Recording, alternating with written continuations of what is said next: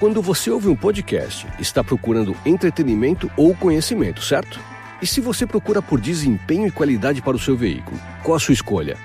Os amortecedores Motorcraft têm tecnologia Ford e oferecem uma condução suave para uma viagem tranquila e segura. Escolha a confiabilidade dos amortecedores Motorcraft, válidos para a linha K, Fiesta, EcoSport e muito mais. Quando terminar seu podcast, é só acessar a loja da Ford no Mercado Livre e experimentar a diferença. Drink it in, man. Left side carry on, picks on the block, at the 5, at the 2, at the 1 to the end zone. Touchdown, Detroit Lions.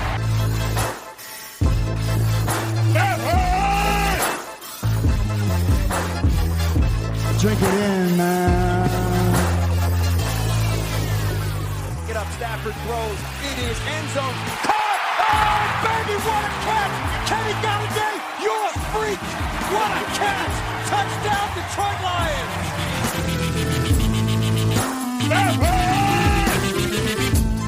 Cornbread! I love the Lions! Say it with me! I love the Lions!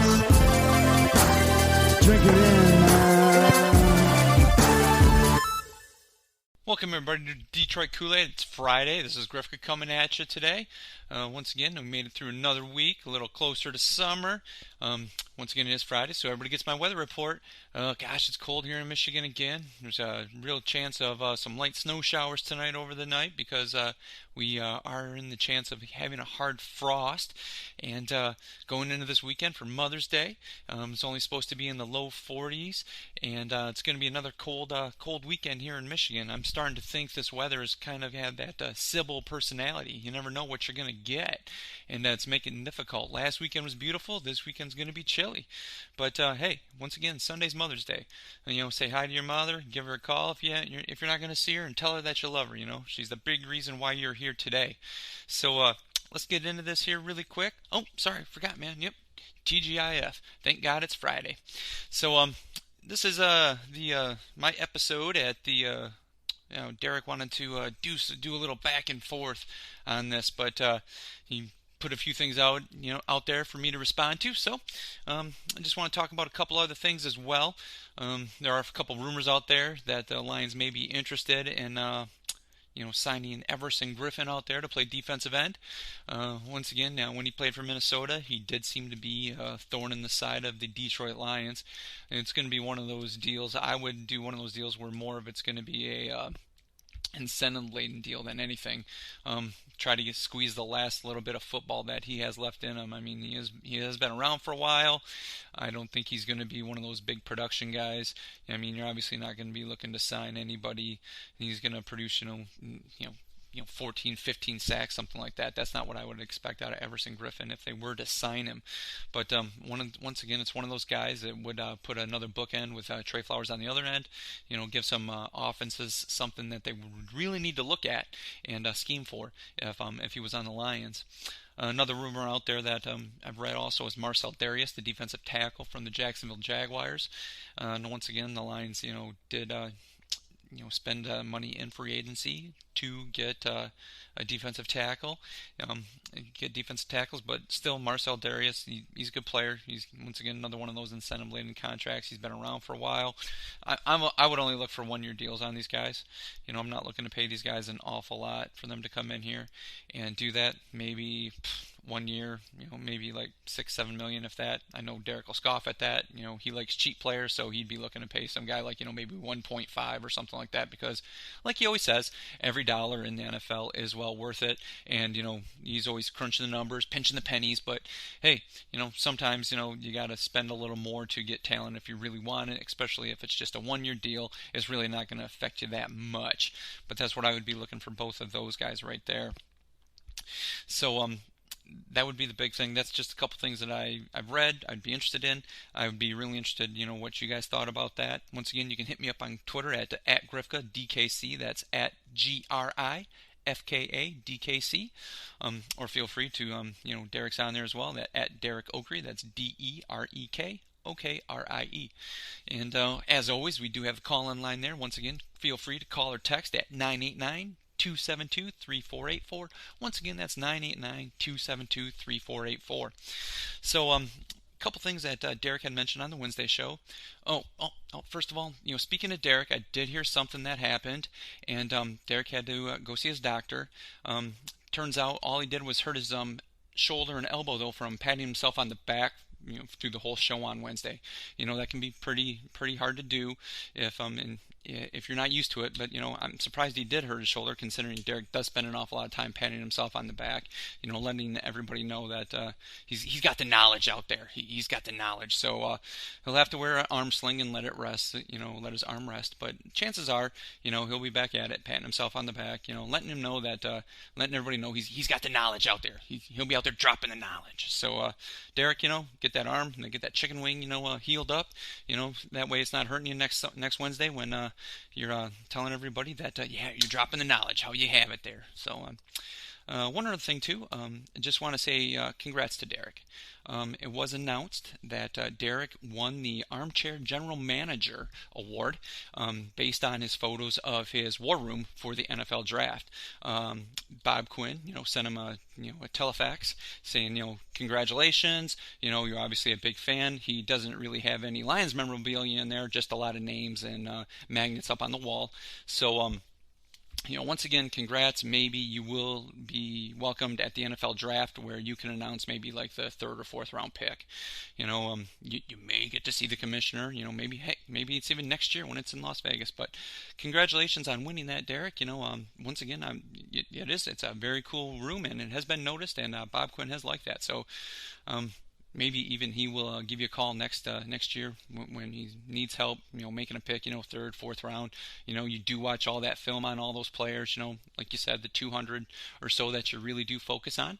So maybe he will want your opinion on that. So congratulations on that, Derek. So one thing Derek did mention that I also wanted to bring up was Jared Davis. Yes, I did post on Twitter that I was happy that the Lions were not, picking up his 5th-year option. And as Derek said, I'm one of those guys that just kind of bags on him from the jump. Was never in his, with him. He said I did like the pick, which I did. He really he showed out at Florida. He had some speed, but obviously when he got to the pros, they were asking him to do other things that maybe Florida didn't ask him to do, such as play middle linebacker in the pros like you should. You should take proper angles to make tackles. You should be able to cover somebody out of the backfield when called upon, or at least stay covering somebody when they're just standing there on the field, so he obviously didn't do that. Yeah, it's like I said, he calls me the waffle maker, but hey, like I said, I watched him one season, saw that he couldn't cover his kids, at bedtime, let alone cover a running back out of the backfield. And he missed many tackles, but every once in a while he has a sack here and there, so Derek likes him. It's funny how Derek, he'll bag on Bob Quinn and say he gets enamored with one person and he'll do whatever it takes to land him in the draft. But Derek, you do the same thing with Lions players. You get enamored with them, and you'll defend them to the end. It's you're trying to be but this or this and this. And like you said, you agreed with me that you were happy. He wasn't, that they're not picking up his option because he hasn't played to that. He just didn't develop. Okay. It's one of those things where you were on him, thought he was going to be good from the jump. You always make fun of me because I'm always hey, give him a chance to see what he can do. Let him play a couple, 2-3 years to see how good he actually is. And then you're the sky is blue. Oh, what a great day. Well, I'm sorry. I'm just not he's great right after they draft him like you do with pretty much 95% of the Lions players. You're always talking about they could do this. Oh, and it's the Koolaid. But, like I said, and you always bag on me for it, prospects are suspects until they do something. And he obviously didn't produce what he should be producing. And I know Matt Pat came out and said, he's still part of our plans. Well, of course he's still part of your plans. I mean, who else are you going to put in there? I mean, yeah, you signed Ragland, but Ragland's slower than him, and you already have one slow middle linebacker in Jelani Tavai, so you're going to put 2 really slow linebackers out there? Fine, let him play. and then just say, hey, congratulations, thank you for hanging out, and you try to upgrade. That's all it is. You just look to upgrade right there. And I'm sorry you didn't turn out the dog like you want. Maybe he'll go to some other team, have one good year, Eric Ebron style, and then just kind of turn into what he was. I mean, everybody bagged on the Lions last year. Oh, look at Eric Ebron going out. Oh, I'm sorry, not last year, 2 years ago. He went to the Pro Bowl, and I was like, oh gosh, they just didn't use him right. They didn't throw him the ball. All this and that. Well, then, the Colts cut him because, he quit on us. Well, obviously that 1 year was an anomaly. And so, hey, maybe Jared Davis goes someplace else. I know Ernie Sims was the same way. Everybody was like, oh, they didn't use him correctly. He went to Philadelphia, had a couple average years, and was out of the game. And, he didn't get an extension either. So, Jared Davis, am I happy to see that they're going to look to upgrade? Yeah, definitely. He just didn't develop. That's all it was. Yeah, I was happy with the pick. He brought speed to the linebacker. But when you're missing, just tackles, you're taking the wrong angles, not being able to cover, and it's proof after 3 years. Yeah, 3 years is more than enough time to see what you're going to be at middle linebacker. He's obviously not developing into, a Jack Lambert, Mike Singletary, anything like that. So, Derek, you can keep bagging on me for it. That's fine. But am I happy that, a first-round pick was busted by the Lions? No, I'm not happy that a first-round pick busted. I've seen that before. And so it's just another one. And I'm sorry, your favorite GM of all time, Bob Quinn, one of his picks, busted, in a first round. I'm sorry about that. Would I like him to improve and be better? Yeah, definitely. But it just didn't happen, and you could tell that after the first year. So that's one thing. And it's going to be the same thing. You're always breaking on me. You're always cracking on me about Jelani Tavai. I call him a poor man's Chris Spielman. Oh, you're comparing him to Chris Spielman. And you're like, oh, I know what poor man's means. No, I don't think you really do. You say you do, but I don't think you do. Chris Spielman was not a 3-down back. He didn't cover anybody. And I love Chris Spielman. He's one of my favorite Lions players of all time. But, in passing situations, he wasn't on the field because the teams knew he wasn't fast enough to cover. And we all saw that Jelani Tavai's rookie year against New England in the preseason where they just kept running James White out of the backfield and he was always 3 steps behind. So he's a slow linebacker.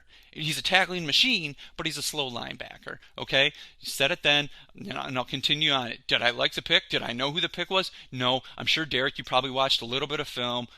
Wait, no, you didn't watch film on him because you said you didn't. You had to go watch film afterwards. So once again, Mr. Draft Expert, how you always bust on me, for, oh, you don't know these people, you just listen to me. Well, you didn't know Jelani Tavai either. So there was a lot of people who didn't know Jelani Tavai. And once again, yeah, he's still a slow linebacker. He can tackle, but he's a slow linebacker. So that's another thing. So yeah, will the Lions need to upgrade that linebacker, get some more speed out there? Definitely. Does it fit Matt Pat's style of defense? Obviously not. He likes those big lumbering slow linebackers. He's not interested in quick speed linebackers. It's just the defense that he likes to run. But it will hinder those guys because 1, they don't put enough pressure on the quarterback at this time, and 2, they obviously can't cover anybody. So maybe J.B. Collins, that'll work out, and he'll be able to pressure the quarterback more, maybe cover the tight end, cover running backs out of the backfield. I guess we'll have to wait to see that. Oh wait, I'm supposed to already make that prediction like you would and say, oh yeah, he's going to. He's going to be there. It's like the second coming of Lawrence Taylor. Why not? This is the Detroit Lions Kool-Aid. Why not wait to see exactly what he can do after a few games? We're just going to say, hey, he's going to be there. So that's just the state of the linebacking core now. Jared Davis will be gone next year. Jamie Collins is in. They're going to have to upgrade eventually because Jelani Tavai is too slow. It's kind of why I wanted Simmons. You wanted Simmons as well, Derek. You liked his tape. I liked his tape. I liked his. I like watching his games at Clemson as well. So that's another thing is that I just wanted to touch base on. Another thing that kind of gets me is Derek's talking about how he beats me and everything. Oh, he's so much more knowledgeable than me. He watches the film. He's got all this, and he always brings up washers. It's like, dude, you play washers. I don't play washers. Okay. Oh, yeah, we played Madden. I don't care. Okay, that's fine. I'm fine if you beat me on that. If you want to continue to beat me up on that, cool. But it's we only play stuff you play. You ever notice that? I mean, you want to go shoot around a golf? I mean, I haven't played golf probably in a year, but I'd probably kick your butt. I realize that has nothing to do with the Lions, but you ever notice we only do things that you play? So, hey, congratulations, you beat up on somebody who doesn't play anything. And Washers, you could have hopped into the Washers game that was happening at our tailgate in Green Bay with, Paul from Tampa and his boys. Paul, once again, it was great seeing you and your gang, meeting Mark and Jeremy and all the guys. And you guys brought Washers, and I was surprised somebody else played it, but I'm not quite for sure why Derek didn't hop in the game. He told me that you guys had like a different scoring system or something like that. So, Paul, hit us up on Twitter on that, and maybe you have a little more information why Derek wouldn't hop in on the Washers game there. Because he's always good at kicking my butt, but maybe when he took on other people that played, he might have struggled. Who knows? But I know that has nothing to do with the Lions. But that was a great tailgate. That had to be one of our best trips ever, Derek. So that was a lot of fun, that game, and that was a great tailgate. So there's a lot of good memories there. So another thing you did is you were talking about the fair weather Detroit fans, and you're always making fun of me, same old Lions. Oh, he's Eeyore, blah blah blah. Mike's like Eeyore. Yeah, you're right. I've seen it before, but I guess I have a little bit of experience with it. I know how it feels to get punched in the gut over and over by this team. I guess I'd rather be Eeyore when it comes to the Detroit Lions than SpongeBob SquarePants like you, where everything's sunshines, rainbows, happy all the time. No matter how good or how bad, they're like, la, la, la, la, la. If you're just getting for enjoyment like that, that's fine. It's just, if you're never demanding this team to be great, okay. I mean, that's you. That's where you make fun of me. I demand greatness from them after so many years. You're okay with a bunch of average guys. I'm sorry, Taylor Decker is completely average. I know you said he's above average, which that's laughable on its own right. Taylor Decker is not an above average left tackle. That is something where you need to get that through your head, because that's not he's not. You could I don't care. You could go poll anybody. Poll all the NFL GMs and ask them to rate the top 30 tackles.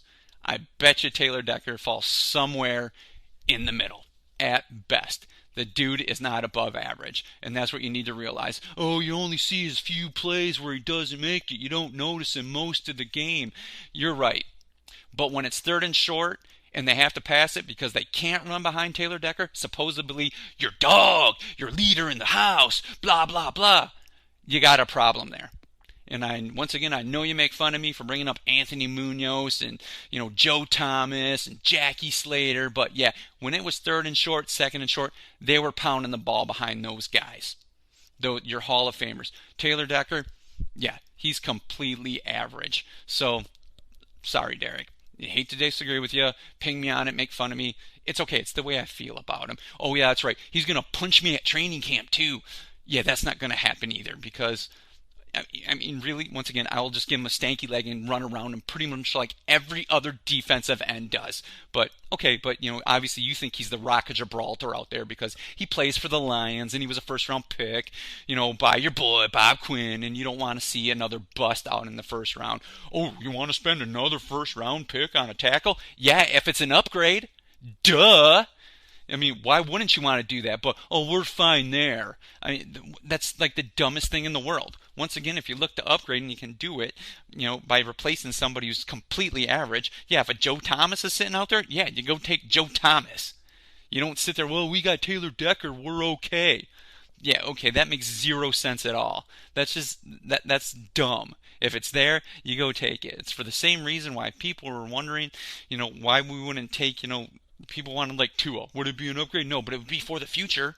I mean, that wasn't going to happen either. They're behind Matt Stafford. They can't cut him, and they can't trade him, because that's a big cap hit. That wasn't going to happen. I mean, Taylor Decker, why would you look to give this guy an extension? Oh, he's above average. Dude, no, he's not.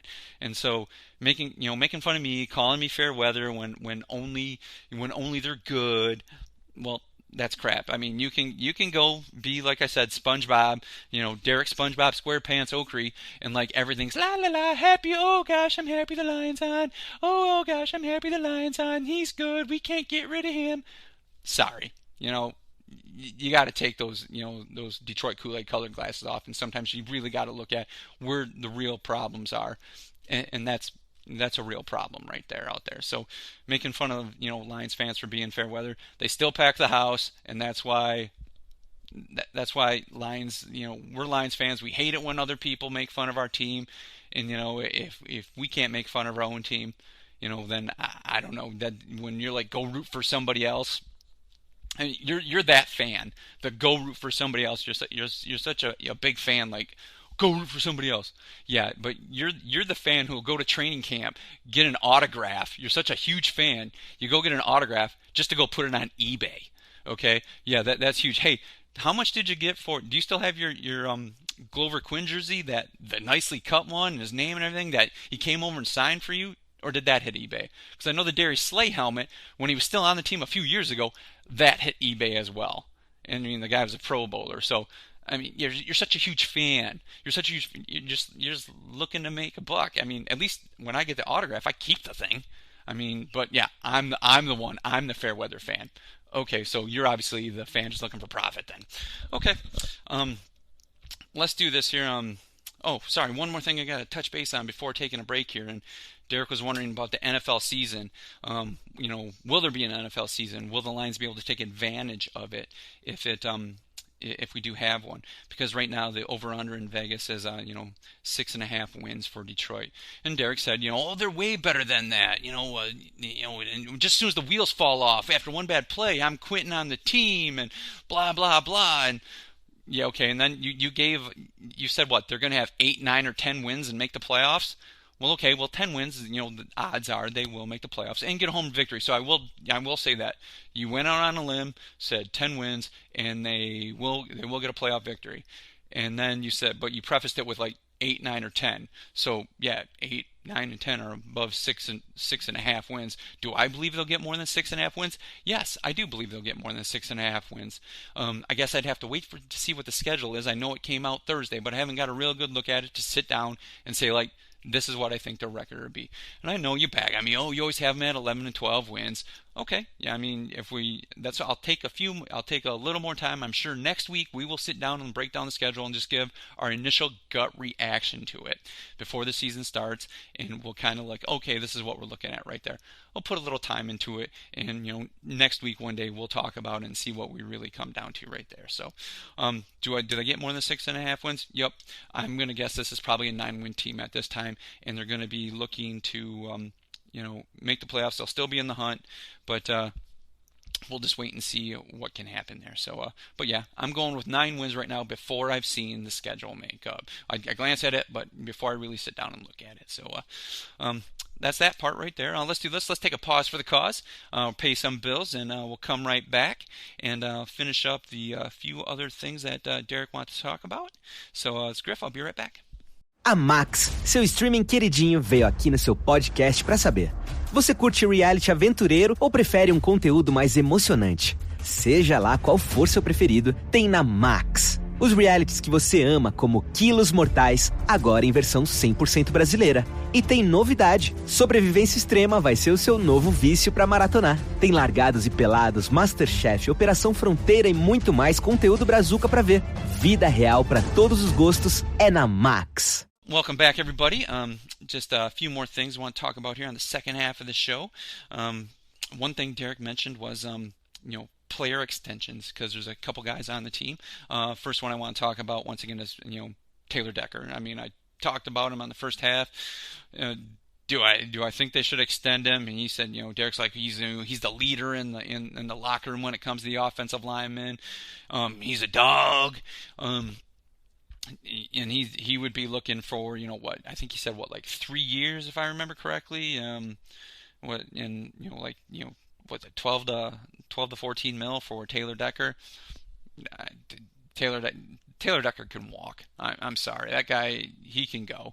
I've said it before, said it again. He's Jeff Backus. He's out there. He's completely average. He's going to go out there and play. He's not going to be spectacular. He's not going to be the guy that, is going to be able to shut down any premier rusher that the left tackle usually faces. Sure, even the great left tackles usually get, beat every once in a while. But Taylor Decker's not that great. He can walk. There's upgrades out there. I don't care if we do it in the draft. I don't care if we go out and try to sign one, even though very difficult signing left tackles because they're generally probably one of the top 3 or 4 position paid players on the team. But Derek's willing to give Taylor Decker, 3 years, 12 to 14 mil. Myself, Taylor Decker can walk. Kick rocks, dude. Take your old Block O Ohio State, tattoos on your arms and go block somewhere else, because you're not blocking a dang thing in Detroit. Oh gosh, he makes a great, PFF had him rated as one of the top tackles, for a couple weeks. Big deal. He's average, so he had a couple good games. You hang your hat on a couple good games, and all of a sudden you think you're out there. You got one of the premier left tackles. I mean, give me a break. Walk. See you later. I mean, out the door. Get out. See you, Taylor Decker. Bye. Next guy, Kenny Golladay. And now, once again, this is a guy. As Derek admitted, he didn't know a lot about him when they drafted him. He wasn't even on the radar, and he was a third-round pick. Me, I didn't know anything about him either, to be honest with you. Northern Illinois, all I remember seeing a couple Northern Illinois games on like those Tuesday and Wednesday night games that ESPN plays every once in a while. But, I've ate crow on this. I've said it a bunch of times. I didn't think he'd, pan out, being a third-round pick from a small school. And this guy's developed a lot quicker than I thought. He's turned into one of the premier wide receivers in the league. A lot of places and a lot of publications have him as a top 10 wide receiver. So Derek's looking to give him 4 years and 15 mil on the high end, but on the low end, 10 to 12 million. So this is one of those things. It's a contract year. They have a contract year with Kenny Golladay. They have a contract year with Marvin Jones. Danny Amendola, it's a contract year. They signed him for 1 year.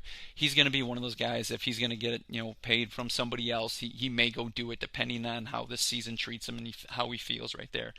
But that's 3 wide receivers that could be looking for, or at least 2 that are going to be looking for some sort of payday. So they're going to want the ball. So Kenny Golladay is your number 1, so he's going to be asking for it the most. The guy, he gets open, he makes plays. It still seems like both wide receivers, all 3 wide receivers, are good enough where you just can't continue to roll coverage onto Kenny Golladay or Marvin Jones. Somebody's going to blow up. So if that's one of those cases where they roll it over to Kenny, Marvin Jones is going to get off. And then, they roll it over to Marvin, Kenny's going to get off right there. So would I love to re-sign, Kenny Golladay? Of course. 4 years, 15 million, that's 60 million. Eric, and Derek, said some guaranteed money on the low end, 10 to 12. Kenny Golladay is going to get a lot more than 10 to 12, so that's a pipe dream. If you think he's going to give you a hometown discount for that, that's not going to happen. I think even 15 million may be a little light that Kenny Golladay is going to be at, getting based on his production, based on what he can do. He gets to a team where a quarterback can throw in the ball. Some teams who's got some cap space, and they like him, being that he's like a top 10 wide receiver, they're going to be looking to give him like maybe 17.5 is what they're going to be looking to do. So that's out of your price range. So Derek's going to have to go back to the draft and take somebody else, because that's what he does. He doesn't like to really sign any, big proven talent. He doesn't like to break the bank on people. Once again, yeah, it hamstrings you down the line, but it just seems like the Lions never push all their chips in and say, we're going for it this year. They want to continue to do that, fine, but I think Kenny Golladay is going to make more than $15 million. He's going to probably make about $17 million on the open market. If he has the year like he has been having. He's young, he produces, he catches the ball, he makes difficult catches. He's going to get paid. Now, Marvin Jones isn't going to get paid that much, so it might be one of those things where the Lions have to re-sign Marvin Jones because he's not going to get nearly as much simply because of his age. So he's not going to make the same amount of money Kenny Golladay does. But you probably might be making around $17 million right there. So I'm guessing that Golladay, if he's only going to get offered $15 million by Detroit, he's going to walk. So I'm thinking more like $17 million for Kenny Golladay right there. Let's see. He also threw a couple prop bets out there that he wanted me to comment on. Let's see. He said Swift getting over 1,000 yards. Is that going to happen? I would bet my money in Vegas right now. No, that's not going to happen. So he's not going to get 1,000 yards. It's going to be one of those teams that does a lot of splitting of backs, especially with Kerryon Johnson, and depending on who their third one is, they do have a stable of running backs there, and based on just what that offense does, they like to use the run, set up the pass, and I don't know if Swift is actually your 4-minute offense running back. I don't know if he's your keep the ball, pound him into the ground running back right there. So I can't even tell you if Carrion is. I mean, if Bo Scarborough was on the team, I mean, he's more likely to do that. He's a big bruising body right there. He might be the guy like in there to try to finish off the game. But Swift over 1,000 yards, I won't say that. I'm going to say somewhere maybe, I'm going to guess around 750, 800 yards this season for Swift. That would be my guess right there. So that's my prop bet for him. He said 12 plus sacks for Flowers. Now, he said, I was all about Flowers when they signed him. They gave him big cash, and, he was going to come in here and, be a stud. And, once again, he said, he brought up Reggie White, how, I thought he might be Reggie White or something like that. Okay, he signed a big contract, and yeah, he did not produce early. And once again, Derek's going to bring up injuries because, it's injuries everything. If he would have known, and blah, blah, blah, it's injuries. Derek, once again, I said it before, I said it again. There's nothing in a book anywhere or in the media guide that says this guy was injured. That's why you only got that much. You make it fun of me for just looking at the stats, but I know 5 years from now, like, what happened to Flower? Oh, that's right, he got injured. He was injured early in the season. That's why. Well, what can we say about Snacks Harrison? Oh, the guy wanted out, so he just got fat. It doesn't matter. In the end, it's black and white. He either did good or he didn't. The guy wasn't producing, on his contract early in the year. He really came on at the end, and Griff, funny, you really picked up on him there. Yeah, you're right, he did. He started to produce near the end of his of the season. So 12 plus sacks. You think he can I thought you said something like fall into like 8 or 9 of them. Now, okay, yeah, I would probably go. He's probably going to have I guess probably 8 or 9 sacks this year is what I'm going to go with Flowers right there. Once again, he's not quick twitch. He's nothing like that. He's powerful. He can bull rush you. He's got his move where he puts his that we saw the fake phantom calls. The game was just on NFL Network again the other night, the Monday night game in Green Bay. Yeah, he's got the power move like that he can do, and I think he's probably going to get 8 or 9 sacks this year. That would be my guess. He said Tracy Walker is going to make the Pro Bowl. I could see that. I really could. Derek, I have to agree with you on that one. I think he's developing nicely. I know they brought in a few other safeties right there for him to compete against. But I like his athleticism. I think he's rangy. He's coming into that time where it's kind of, I don't want to say make or break. It's going to be that time where he's got to show that, okay, you're going to be one of the guys on our defense that we're going to build around here for a few more years.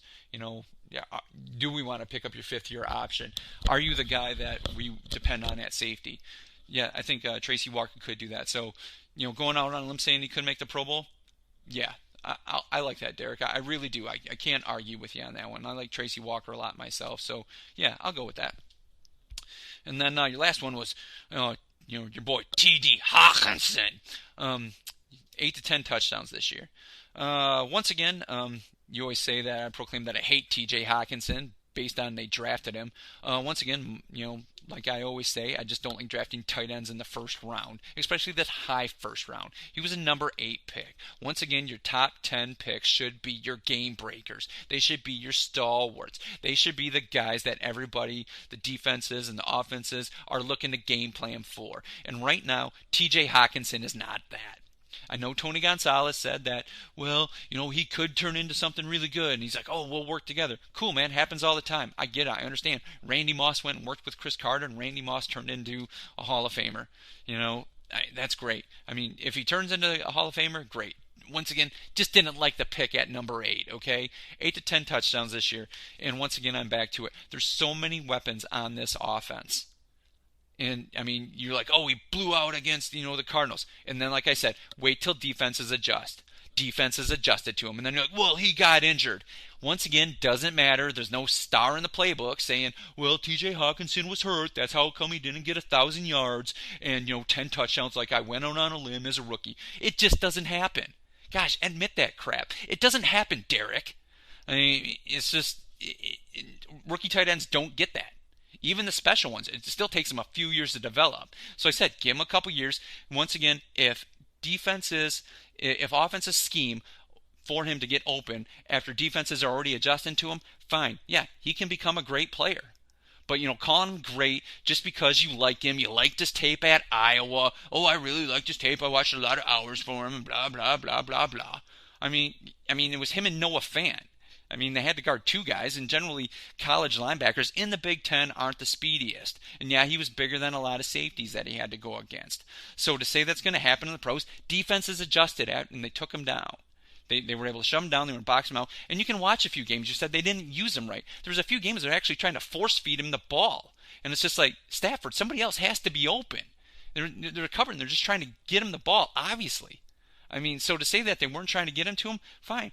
But let's face it, he was a rookie. And you had two established wide receivers on the outside and one down low. You know what? You say stuff, but those guys are going to want their balls. They're going to want the ball so they can get paid. And it's going to be even tougher for them this year, considering Kenny Golladay and Marvin Jones are both free agents. They're going to want the ball so they can get paid. Okay? So to say like they're not using TJ Hawkinson right, yeah, it may be. He's not the number one option on this team right now. Third at best. So 8 to 10 touchdowns, that's going to be a lot of drives stalling at, inside the 10-yard line for that to happen. I mean, 8 to 10, that's pretty average for a tight end. But just to, I'm sorry, I'm going to use one of them because I know you like when I say this. I'm just going to tweak your nose.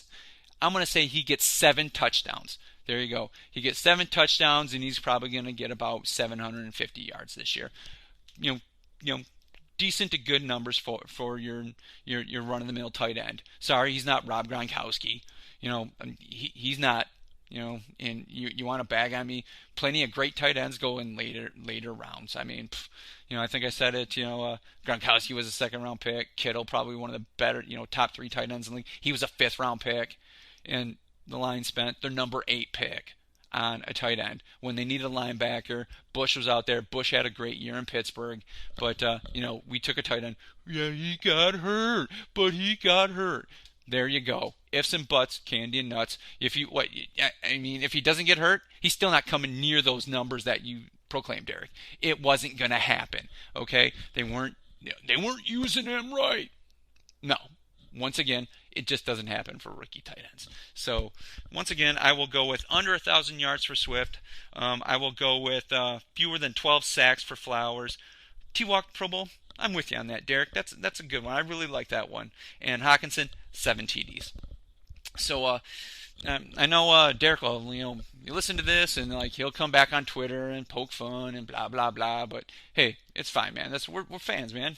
That's what we'll do. We'll chat it up. We'll laugh about it later. Maybe share an adult beverage. Have a drink over an adult beverage and talk about this podcast. So once again, feel free to contact us on Twitter. I'm at GrifkaDKC. That's at GRIFKADKC, and at Derek Okrie at DEREKOKRIE. Once again, subscribe to us. Leave us good feedback. We always like to hear from you guys.